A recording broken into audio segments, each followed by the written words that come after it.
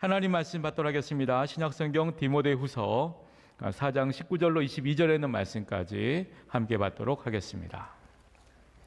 하나님 말씀 신약성경 디모데후서 4장 19절로 22절에 있는 말씀까지 한 목소리로 함께 받도록 하겠습니다. 브리스가와 아굴라와 및 오네시보로의 집에 문안하라. 에라스도는 고린도에 머물러 있고 드로비모는 병들어서 밀레도에 두었노니 너는 겨울 전에 어서 오라. 우블로와 분데와 리노와 글라우디아와 모든 형제가 다 내게 문안하느니라.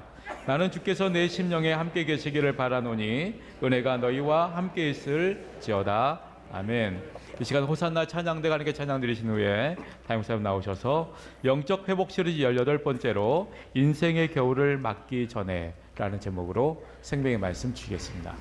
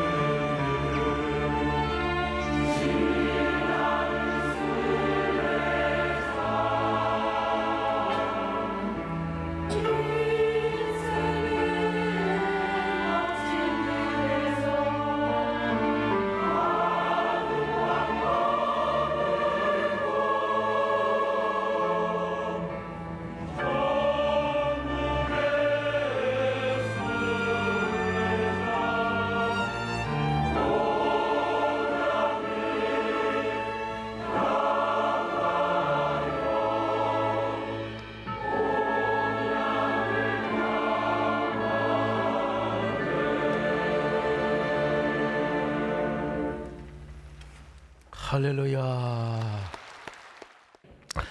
여러분, 그 살인더위가 불볕더위가 엊그제 같았는데 벌써 우리는 싸늘한 겨울을 맞고 있습니다. 11월 넷째 주만 되면 겨울이 오기 전에 설교를 하는데 올해는 건너뛰려고 했어요. 그런데 또 우리 참새 같은 성도들이 왜 또 그 설교를 안 하냐고. 그러면 또 참새 같은 목사가 방앗간을 또 지나갈 수 있나요? 그래서 오늘 이 주제의 말씀을 드리려고 합니다. 오늘 본문에 보니까 사도 바울이 이제 겨울 준비를 하고 있습니다. 그래서 지금 감옥에 갇혀서 디모데에게 겨울 전에 어서 빨리 내게 오라고 부탁하고 있습니다. 디모데후서 4장 21절을 보실까요? 시작. 너는 겨울 전에 어서 오라. 으블로와 부데와 리노와 글라우디아와 모든 형제가 다 내게 문안하느니라. 겨울 전에 오라고 했는데 바울의 심중에는 그냥 겨울이 아닌 것 같아요. 인생의 깊은 겨울, 죽음의 겨울을 생각하고 있었던 것 같습니다. 바로 디모데후서 4장 6절에서 벌써 자신의 순교 때가 옴을 알았거든요. 자, 6절 같이 보겠습니다. 시작. 전제와 같이 내가 벌써 부어지고 나의 떠날 시각이 가까웠도다. 여러분, 바울에게 죽음의 계절이 온 것처럼 우리에게도 마찬가지입니다. 성큼성큼 다가오고 있습니다. 여러분, 그 유명한 알렉산더 대제를 아십니까? 알렉산더 대제는 세계를 다 정복했던 사람입니다. 세계를 정복했던. 그래서 이 세계를 정복하는 의지를 불태우며 그 장대비가 쏟아지는 가운데 인도의 겐지스 강을 건너고 있었습니다. 그러나 고향을 떠나서 오랜 원정에 지친 병사들은 더 이상 미지의 땅으로 나가는 걸 추지합니다. 장수들의 성화에 못 이겨서 그는 결국 페르시아, 자기가 정복했던 페르시아로 돌아가려고 하고 있었습니다. 수많은 병사들은 굶주림과 전염병에 죽어갔습니다. 그와 함께 해고나여 살아 돌아온 군사들은 처음 원정 규모의 4분의 1도 채 되지 않았습니다. 아쉬운 마음을 추스르고 돌아오던 중에 알렉산더 대제는 바로 그 페르시아 대제국을 건설하였던 고레스 왕의 무덤에 도착하게 됩니다. 그는 고레스 왕의 묘비에 새겨진 글의 시선을 주목하게 되었습니다. 묘비에는 이런 말이 기록되어 있었습니다. 그대가 누구든 그대가 어디 사람이든 나는 그대가 올 줄을 알고 있었다. 내 이름은 고레스. 나는 페르시아 사람들에게 위대한 제국을 안겨주었다. 그러니 내 몸을 덮은 이 미미한 흙을 절대로 아까워하지 말라. 세계의 정복자 고레스의 비문은 불세출의 영웅 알렉산더 대제에게 아마도 많은 생각을 하게 해 주었을 것입니다. 신기루처럼 사라지는 정복자의 야망, 한 줌의 흙으로 돌아가는 인생의 무상함이라고 할까요? 무덤에 묻혀있는 고레스 왕 역시 그 막강했던 신바벨론 제국을 무너뜨렸던 사람입니다. 그리고 고대 근동의 모든 제국 가운데 가장 거대한 페르시아 제국이 얼마나 위대한 나라였습니까? 그 대제국을 건설하게 했던 사람이 바로 고레스 왕이었습니다. 이 고레스 왕. 그런데 이 고레스 왕도 정복의 과정에서 결국은 생을 마감하게 됩니다. 그래서 고레스의 시신은 수천 킬로미터를 운구하여 그가 수도로 세운 파사르가데의 돌무덤으로 이제 안치가 되었다는 사실이죠.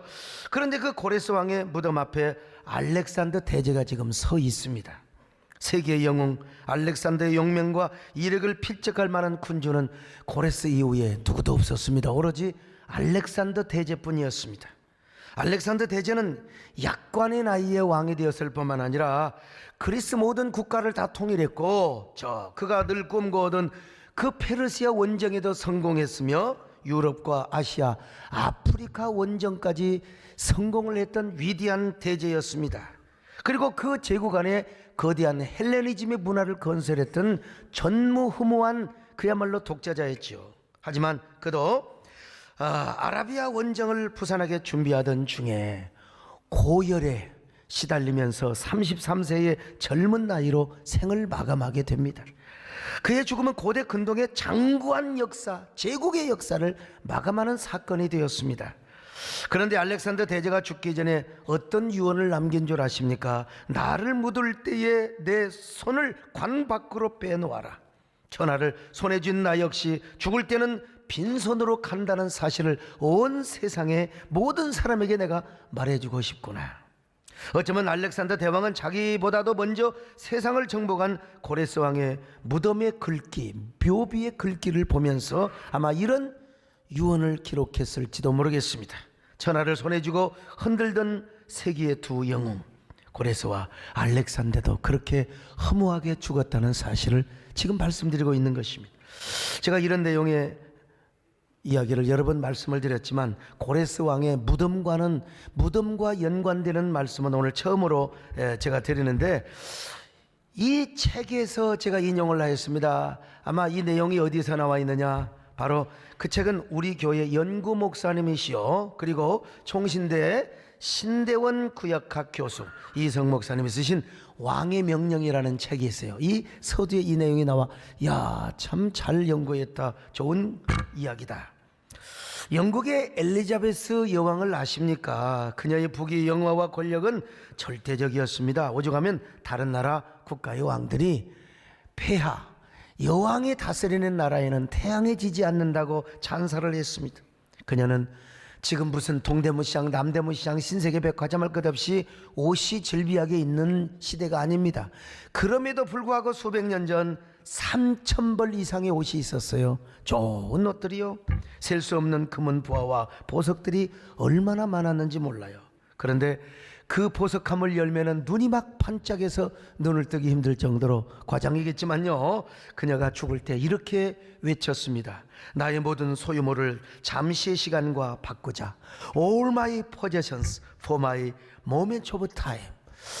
여러분, 바로 이 한마디를 남기고 그녀 역시 역사의 무대에서 사라지게 된 것입니다. 그렇습니다. 여러분, 오늘 우리도 일제히 죽음의 길로 달려가고 있습니다. 죽음의 길로 달려가지 않더라도 죽음의 계절 겨울이 우리에게 성큼성큼 다가오고 있습니다. 인생의 계절, 죽음의 계절, 이 사계절뿐만 아니라 죽음의 계절이 우리를 향하여 지금 정복하고 있다는 것입니다. 그럴 때 우리는 생을 마감하게 되는 것입니다. 그냥 마감하는 것이 아니라 빈손으로 왔다가 그냥 우리는 빈손으로 가는 것이죠. 그래서 가수 최희준 씨는 하숙생이라는 노래에서 2절에서 이렇게 노래하고 있습니다. 인생은 벌거숭이, 빈손으로 왔다가 빈손으로 가는가. 이거 또 안 부를 수가 있나 하무튼 말이죠. 인생은 벌거숭이, 빈손으로 왔다가 빈손으로 가는가. 옆 사람 보고, 인생은 빈손으로 왔다가 빈손으로 가는 것입니다. 그 강물이 흘러가듯 여울져가는 길에 청일랑 투지 말제요, 미련일랑 투지 말제요. 인생은 벌거숭이, 강물이 흘러가듯 소리 없이 흘러서간다. 하모니카는 생략합니다. 여러분, 이런 생각을 하면 얼마나 인생이 허무한지 알 수가 없습니다. 이 세상에 인생의 허물을 도리한 사람 참 많아요. 다윗과 같이 고대 근동의 제국을 다 평정하고 정복했던 사람이요. 그런데 살고 보니까 자신의 인생이 하나님 앞에서 손바닥만하다고 고백하고 있어요. 자, 시편 39편 5절입니다. 시작. 주께서 나의 날을 한 뼘 길이만큼 되게 하심에 나의 일생이 주 앞에는 없는 것 같사오니 사람은 그가 든든히 서 있는 때에도 진실로 모두가 허사뿐이니이다. 누구의 고백입니까? 다윗왕의 고백이요. 다윗왕이 누굽니까? 고대 근동의 제국을 다 정벌하여 조공을 받았던 사람입니다. 적어도 40년 동안 왕자에 앉아 있었던 사람이요. 그런데 살고 보니까 인생이 손바닥만한 것 같아요. 그렇습니다. 아무리 부귀와 영광과 절대 권력을 누린 인생도 결국은 손바닥만하다. 손바닥만하다. 예. 우리 미국 연방 하원 의원 삼선을 하셨던 우리 장로님도 지금 생각해보면, 야, 참 부지런없는 소꿉장난이었는데, 야, 우리 하나님을 섬기는 것이 가장 큰 재산인데, 믿으시면 아멘합니다. 그래서 베드로는 우리 인생을 풀과 꽃에 비유를 하고 있습니다. 베드로전서 1장 24절 같이 봅니다. 시작. 그러므로 모든 육체는 풀과 같고 그 모든 영광은 풀의 꽃과 같으니 풀은 마르고 꽃은 떨어지되 모든 육체는 풀과 같다고 했습니다. 그리고 그 육체의 영광이 풀의 꽃과 같다고 말씀하고 있습니다. 풀이라고 하는 것이 여러분 얼마나 연약합니까? 그런데 그 약한 것이 봄이 되면 겨울의 대제를 뚫고 파릇파릇 자란 나라입니다. 그 잔인한 4월의 대제 속에서 생명의 오랜 침묵을 깨고 그냥 스프링처럼 솟구칩니다. 그러면 그 눈부신 생명의 찬란함으로 빈들의 소리 없는 아리아로 온 대지가 푸른 바다가 되지요. 아니, 바람이 부는 들판에서 흔들리는 풀들은 생명의 세레나데를 부르면서 사랑의 환희를 노래합니다. 검은 땅에 뿌리를 받고 푸르는 생명을 펌프질하여 온 들판을 푸른 바다로 만듭니다. 여러분, 여름이 되면은 얼마나 풀이 무성합니까? 억새와 칼대들은 하늘을 향하여 칼을 쓱쓱 갈며 하늘을 향하여 날을 세우는, 잡초는 잡초대로 온 들녘과 산천초목을 푸르르게 만듭니다. 나뭇잎들이 얼마나 푸르게 만듭니까? 여름이 되면 진짜 녹음의 계절이요, 생명의 계절이요, 그리고 싱싱한 젊음의 계절이 됩니다. 우리 인생도 그렇지 않습니까? 청소년기 때부터 중년에 이르기까지 정말 팔팔 나릅니다. 푸르는 기상, 그 혈기로 온 세상을 덮어버립니다. 이때야말로 여러분, 무엇이 두렵습니까? 무엇이 무섭습니까? 무엇이 걱정이 있습니까? 주저함이 없습니다. 망설임이 없습니다. 그냥 앞으로 질주하는 겁니다. 여러분, 최고의 속력으로 질주하는 열차처럼 막 KTX처럼 막 달려가는 겁니다. 철철 넘치는 젊음의 생명력을 가지고 욕망의 질주를 합니다. 야망의 질주를 하는 거요, 정열의 질주를 하는 겁니다. 누구도 막을 수 없습니다, 이 질주를. 청년 시절에 사실은 폭주족이 그래서 있는 겁니다. 여러분, 저도 한 40대, 얼마 전까지만 해도 오토바이를 타고 싶었는데 요즘은 별로, 타면 한번 타볼까, 그러지 폭주족 따라 다니고 싶은 마음이 별로 없어요. 하물며 70대 80대가 되었는데 버르렁 하면서 여러분 폭주족을 따라가겠습니까? 여러분, 풀에는 꽃이 있습니다. 풀의 클라이막스, 풀의 영광, 그것이 바로 꽃이라는 것입니다. 그러니까 결국 그 풀들이 아름다운 꽃을 피우기 위하여 여러분 푸른 풀잎을 자랑하였던 것 아니겠습니까? 그 풀이 꽃을 피울 때 얼마나 아름답습니까? 얼마나 황홀합니까? 얼마나 보기가 좋습니까? 아무리 이름이 없는 들꽃들도 나태주 시인의 시처럼요, 가까이 가서 보면 아름답습니다. 그리고 자세히 보면 더 아름답습니다. 마찬가지로 여러분, 우리 인생에 꽃이 있습니다. 바로 우리 인생에는 성공과 영광이라는 꽃이 있어요. 열심히 노력하다 보면 우리는 꽃을 피우게 되는 겁니다. 그리고 그 꽃은 자랑스러운 것이죠. 그래서 사람들은, 성공한 사람은 남보다 좋은 차를 타려고 하는 겁니다. 남보다 좋은 인기와 명예와 권력을 가지려고 하는 거요. 좋은 옷을 입고, 여자들은 다이아 반지를 차고 다이아 목걸이를 차고. 여러분, 좋은 옷 있으면 교회 올 때 입으세요. 밍크 코트 사놓고 집에다 뭐하게 처박아 놓습니까? 여러분, 밍크 코트 있는 분은요, 여름에도 입고 오시기를 바랍니다.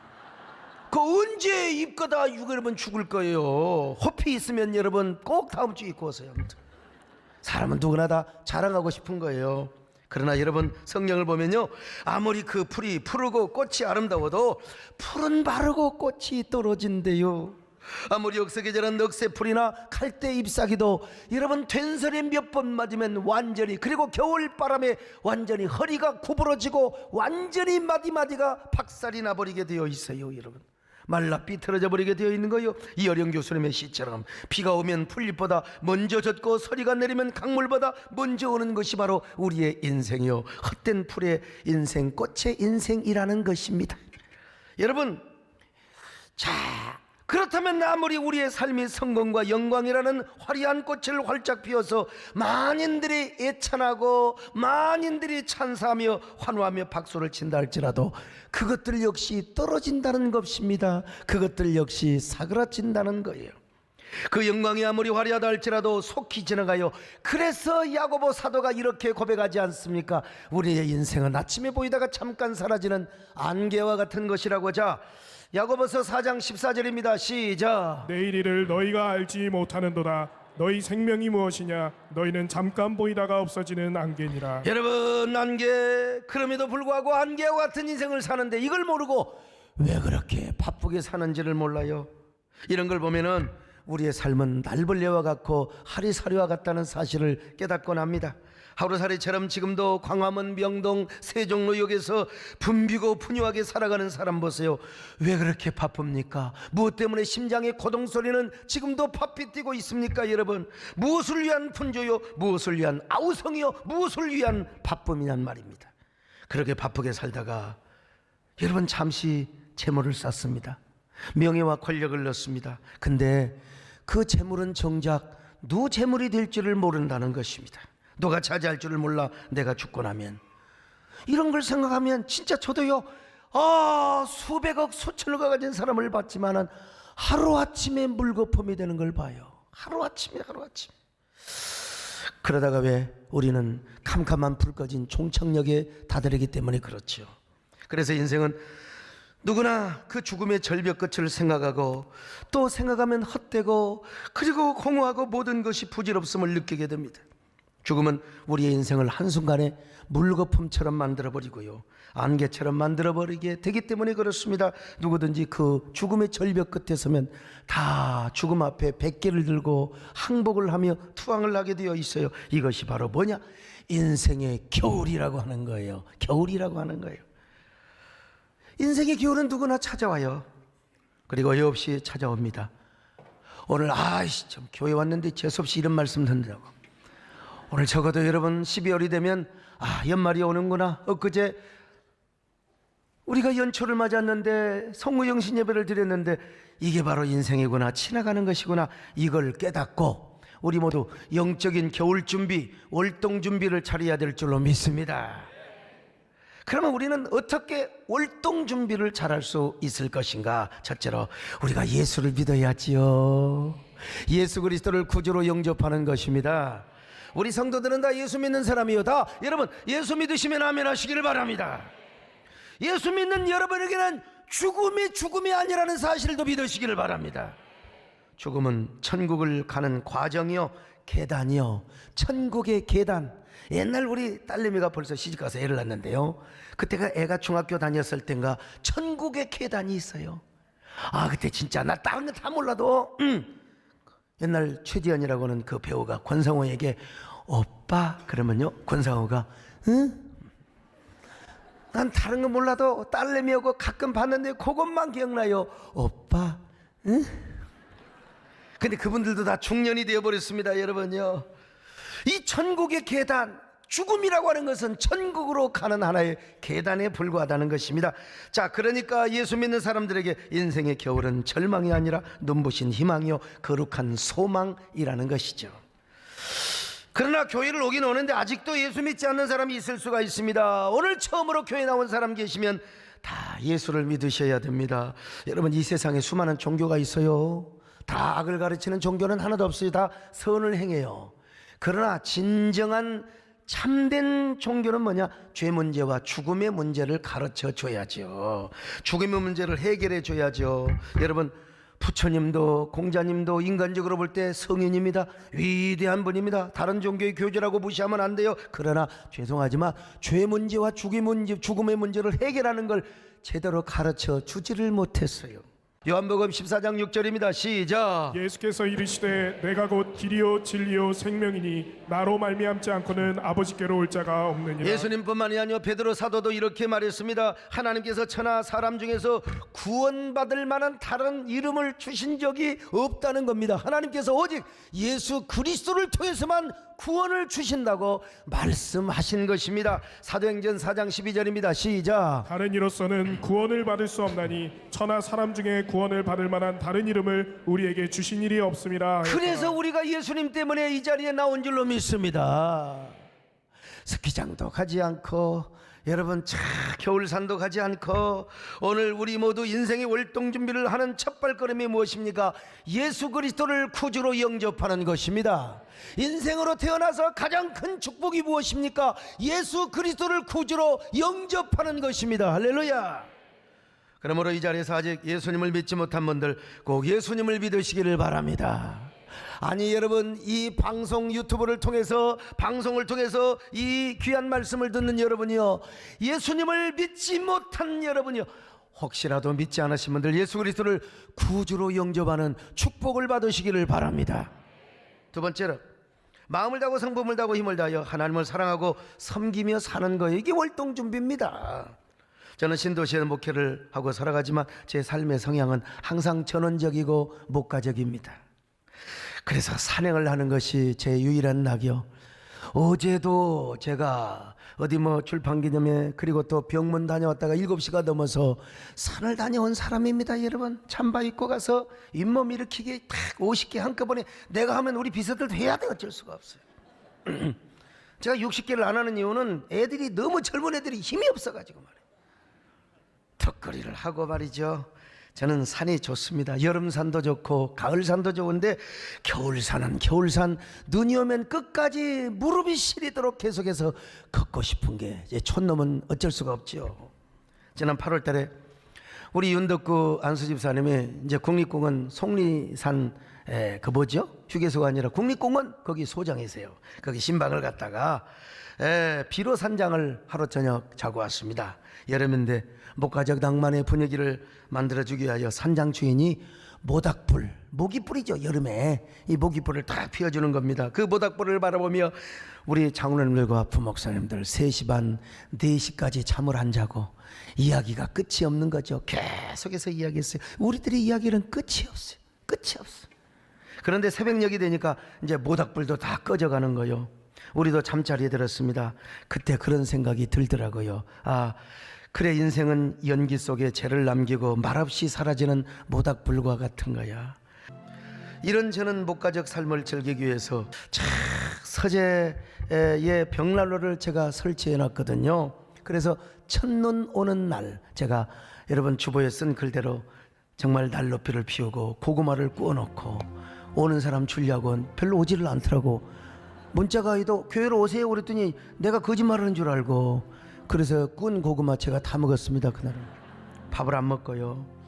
이렇게 저는요 참 그 난로불 피워놓고 그 앞에서 책장을 넘기면 마치 추억의 책장을 넘기는 것과 같은 이런 착각을 하게 되고요. 그래서 난로 앞에서 이런 노래를 부르기가 일쑤입니다. 그런 노래 안 부르면 정상이 아니죠. 사람으로 태어나서 말이죠. 모닥불 피워놓고 마주 앉아서 우리들의 이야기는 끝이 없어라. 인생은 연기 속에 죄를 남기고 말없이 사라진 모닥불 같은 걸 타다가 꺼지는 그 순간까지 우리들의 이야기는 끝이 없는 것입니다. 우리들의 이야기는 끝이 참 아름다운 노래이죠. 근데 이게 인생이라는 것입니다. 우리가 모닥불 앞에서 아니면 난로불 앞에서 사랑하는 사람끼리 아무리 이야기를 많이 해도 인생은 결국 지나가고 죄를 남기고 사라지는 것이라는 거예요. 그래서 사도 요한이 이렇게 말했잖아요. 나는 이 말씀이 제일 좋아요. 세상도 지나가고 정욕도 지나가되 그러나 하나님의 뜻을 행하는 자는 영원히 거하느니라. 영원히 거하느니라. 자, 요한 1서 2장 17절 같이 봅니다. 시작. 이 세상도 그 정욕도 지나가되 오직 하나님의 뜻을 행하는 자는 영원히 거하느니라. 다 지나갑니다. 부귀도 지나갑니다. 영광도 지나갑니다. 인생 자체도 지나갑니다. 지나가리라. 다 지나가는 거예요. 내게 있는 부귀와 영화, 젊음과 그리고 명예와 열정, 인기 다 지나가는 것입니다. 그러니까 결론은 내가 가지고 있는 것을 가지고 주님을 사랑하는 것입니다. 이것만이 영원히 남는 거요. 인생은 속히 지나가리라. 그러나 하나님을 사랑하는 것만이 영원히 남으리라. 인생은 지나간다. 속히 지나간다. 연습이 없다. 리허설이 없다. 엑서사이즈가 없다. 그러나 하나님을 사랑하는 것만이 영원히 남으리라. 하나님을 사랑하는 것만이 영원히 남으리라. 밤늦게 사그라드는 난로불 앞에서 저의 노래를 다시 바꾸어 불러봅니다. 소목사, 너는 손에 있는 부귀영화보다 정말로 주님을 더 사랑하는가? 진정 마음을 다하고 성품을 다하고 그리고 힘을 다하여 주님을 사랑하는가? 아, 그렇다. 그럴 때 하나님께서 내 목회를 기름지게 할 것이고 나의 삶의 영혼을 윤택하게 하여 줄 것이고 그리고 나의 모든 삶의 수고를 천국에서 보상하여 줄 것이다. 이런 확신을 가지면서 사그라드는 난로불 앞에서 인생은 죄를 남기고 그렇게 사라지지만 하나님을 사랑하는 이 믿음은 영원히 사라지지 않으리라. 이 삶은 영원히 남게 되리라. 하나님이 보상시켜 주리라. 그러므로 손에 있는 부귀보다 주님을 더 사랑하는가? 이슬 같은 목숨보다 주를 더 사랑하는가? 아멘이지요. 이것이 바로 그리스도인의 인생이라는 사실을 우리 모두 고백해야 될 줄로 믿습니다. 손에 있는 부귀보다 주를 더 사랑하는가? 이슬 같은 목숨보다 주를 더 사랑하는가? 사랑에 밀려가면 눈이 만날 수 없어. 헛된 영화 바라보면 사랑할 수도 없어. 잠시 후 이 세상 헛된 것들뿐이니 주를 사랑하는 마음 금보다 더 귀하다. 여러분, 그렇습니다. 주님을 사랑하는 것만이 나의 보배요 영원한 재산입니다. 마음을 다하고 성품을 다하고 힘을 다하여 주님을 사랑하는 것만이 우리에게 영원히 남는다는 사실을 아셔야 됩니다. 그리고 우리가 주님 한 분만을 사랑하고 그분만을 섬기면서 살아야 그때 돈이 의미가 있는 거예요. 그 안에 권력이 의미가 있는 것입니다. 그 안에 우리 시장님이 의미가 있는 것이고 국회의원이 의미가 있는 것이고 여러분 여기에 명예가 의미가 있는 것입니다. 그럴 때 그것이 진정한 우리의 영광이고 꽃이고 아름다운 성공의 향기가 되는 것입니다. 여러분, 이런 축복을 누리시기를 축원합니다. 세 번째로, 언제나 서로 화목하고 사랑하며 살아야지요. 우리가 살다 보면 원수 없는 사람이 어디가 있어요? 다 있지요. 사도 바울도 원수가 있었어요. 마가 이놈의 자식이 왜 이렇게 믿음이 없는지 따라다니면서 불평이 많고 원망이 많고 그래서 버려버렸어요. 야 이놈아, 내가 너하고 일 못하겠다. 이 일로 인하여 바나바와 크게 다퉜습니다. 바나바의 조카였거든요. 그러나 죽음을 눈앞에 앞둔 바울은 마가와 화해하고 싶었습니다. 마가에게 용서를 받고 자신도 마가를 용서하고 싶었어요. 그래서 사랑으로 한번 품어주기 위해 마가를 어서 와라, 겨울 전에 마가를 데리고 와라. 얼마나 아름다운 모습입니까? 디모데후서 4장 11절 같이 볼까요? 시작. 네가 올 때에 마가를 데리고 오라. 저가 나의 일에 유익하니라. 여러분, 우리가 산다고 얼마나 삽니까? 사랑하기에도 부족한 세월이요. 우리의 삶은 사랑하기도 부족한 세월이요. 근데 얼마나 산다고 그렇게 아웅다웅하며 싸우고 삽니까? 뭐가 그래 잘났다고 남편을 미워합니까? 아내를 미워합니까? 왜 원수처럼 살아가요? 사랑하는 아내가 죽어봐야, 사랑하는 남편이 죽어봐야 소중한 줄을 알아요. 그래서 그 배우자를 그리워하는 겁니다, 여러분. 아십니까? 그래서 가수 김광석 씨는 이런 노래를 불렀어요. 참 좀 서글픈 노래인데요. 이거 부를까 말까 지금 고민이 많습니다. 아무튼요. 콧고이던 그 손으로 넥타이를 매여주던 때 어렴풋이 생각나오. 여보, 그때를 기억하오.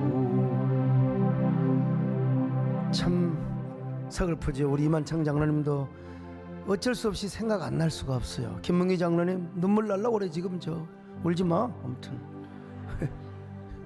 세월은 그렇게 흘러 여기까지 왔는데 인생은 그렇게 흘러 황혼에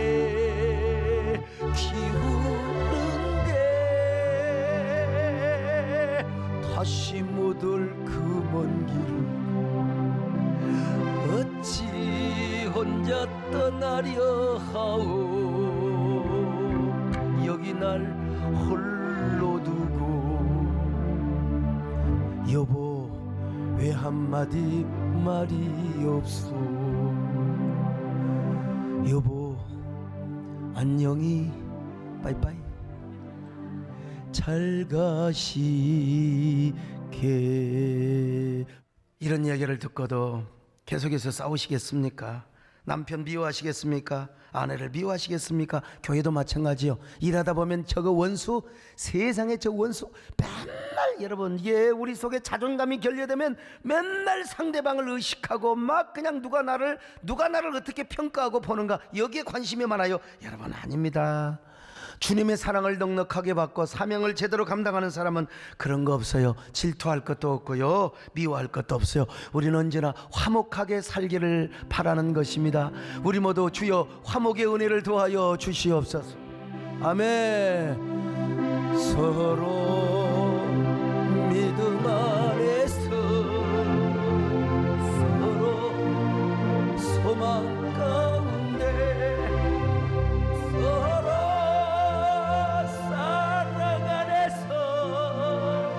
손잡고 가는 길 오주 사랑의 종소리가 사랑의 종소리가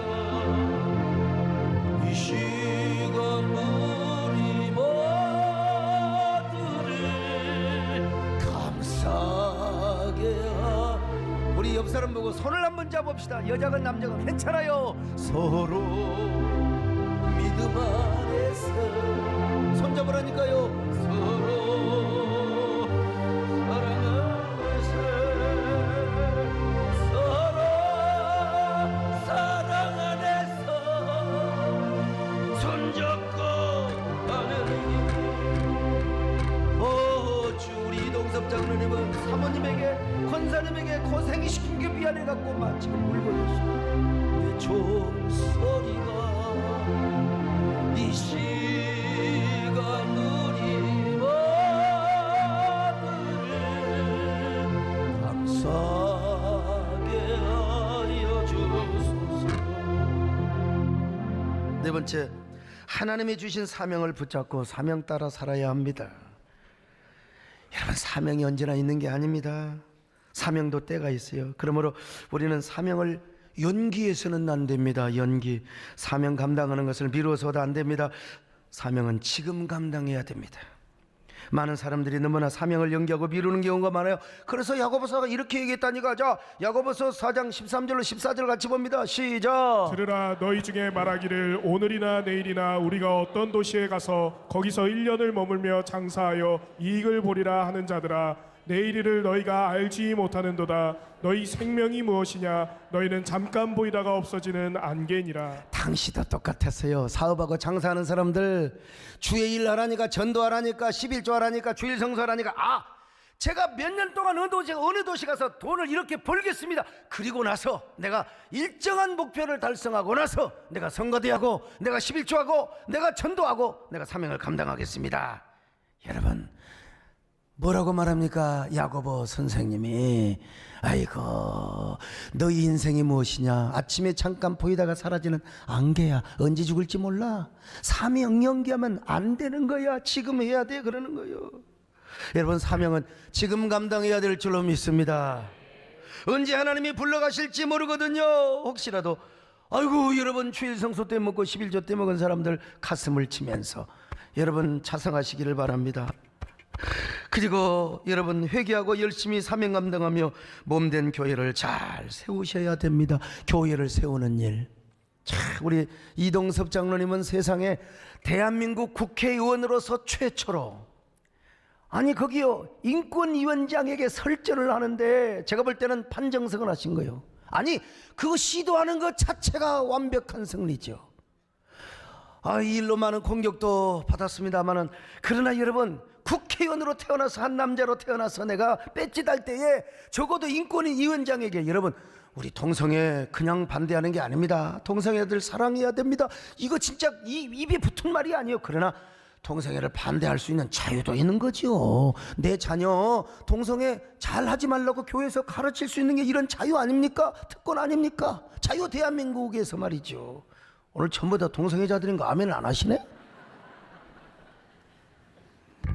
제가 성대 수술을 2번이나 했는데요. 젊은 날 기도할 때 얼마나 핏대를 올려 기도하고 광장에서 그냥 소리를 질렀으면 제가 이 결절 지나서 그냥 구슬 같은 폴립이 생겨가지고 수술을 하면 3주 동안 꼼짝도 말고 말을 안 해야 돼요. 우리 박승영 목사님도 수술이 잘 되어서 그분은 갑상선 수술을 했는데, 근데 3주 동안 말을 안 해야 돼요. 박 목사님도 안 해야 됩니다.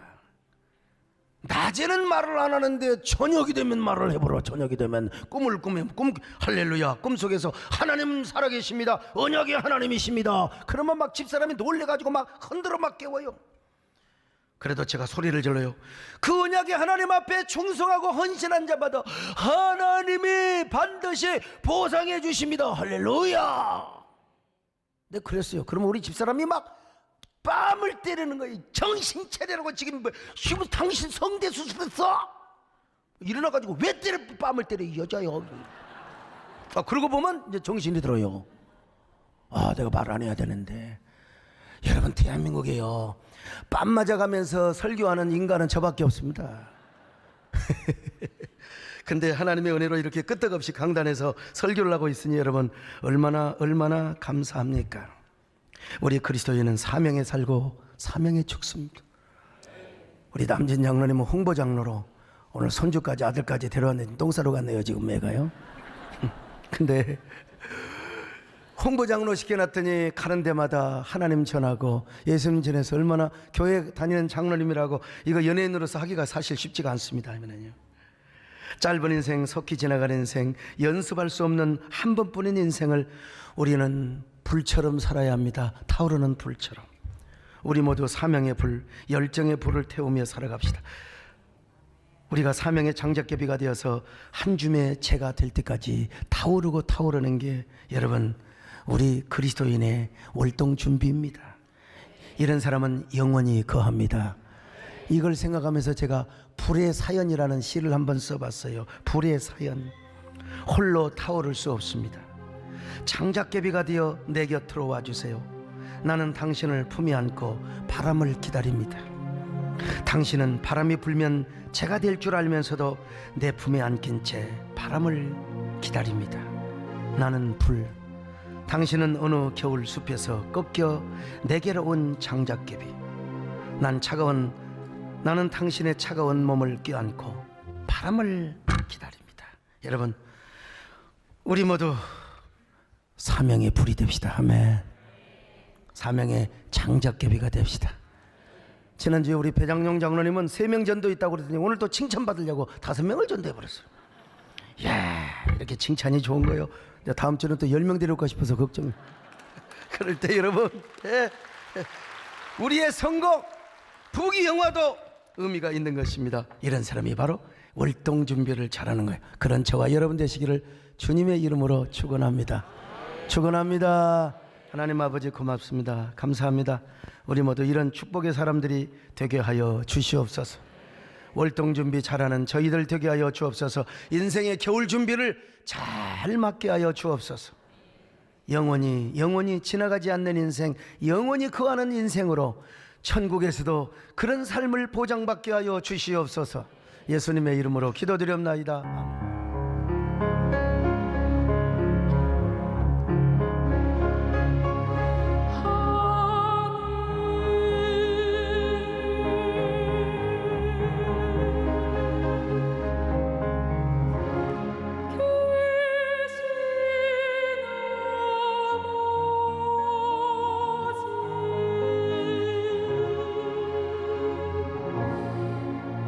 이른 것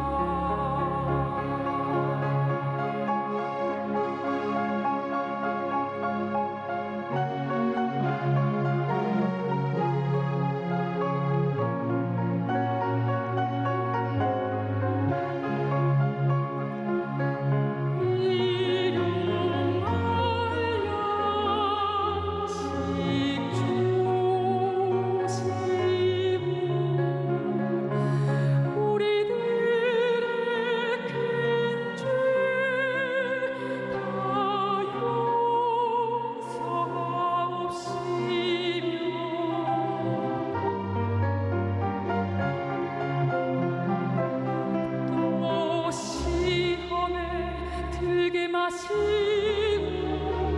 다만 악에서 구하소서. 내게 주의 나라 주의 권세 주의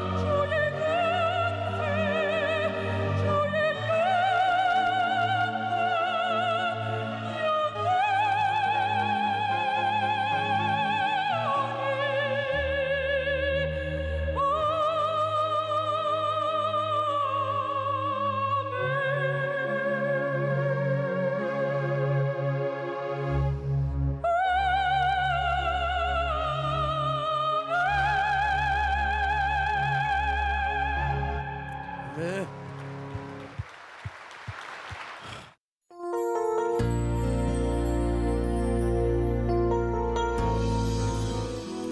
안녕하세요. 이식교구 유재영 집사입니다. 대학교 졸업 후 떠났던 뉴욕에서의 유학 생활은 순탄치 못했습니다. 철저하게 고립된 그곳에서 목회자이신 아버지의 하나님이 아닌 비로소 나의 하나님을 부르게 됐고, 하나님께서는 제게 방송 선교의 비전을 주셨습니다. 2008년 저는 맨하탄의 미주 기독교 방송이라는 한인 라디오 방송국에 입사하게 됐습니다. 하지만 방송국이 재정 적자에 시달리게 되면서 영주권 문제가 해결되지 않았고 4년여간의 미국 생활도 방송도 다 접어야만 했습니다. 그렇게 처절하게 노력했던 삶이, 방송 선교에 대한 비전이 나에게는 허락되지 않는 차갑고 굳게 닫힌 문처럼 여겨졌습니다. 절망감과 상실감에 많이도 방황했습니다.